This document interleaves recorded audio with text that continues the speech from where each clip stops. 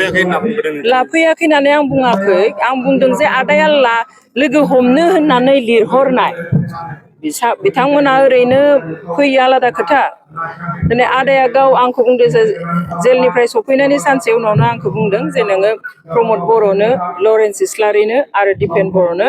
नोङो वाट्सएपआव मेसेज हर आं बिथांमोनखौ साथामखौबो लोगो हमनो लुबैयो आं लोगो हरबाय हरनायनि उनावहाय प्रमद बर' बिथाङा लिरहरबाय जे बेखौहाय लरेन्स इस्लारिया कन्टेक्ट खालामगोन नोंजों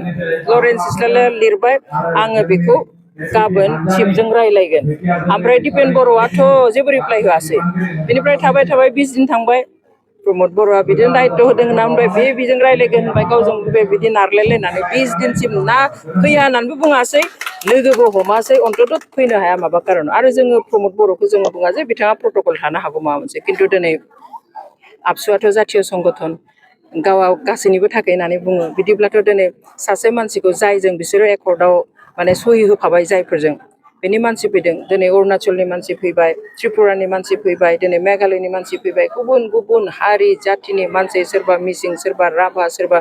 आनखि बेंगलि गुरखा गासैबो नायफैदों लोगो हमफैदों बेनि उनाव आं लोगो हमनो होनना लिरहरनायनि उनावबो लोगो हमफैया बे सोमोनांथाव बाथ्रा आरो अन्तत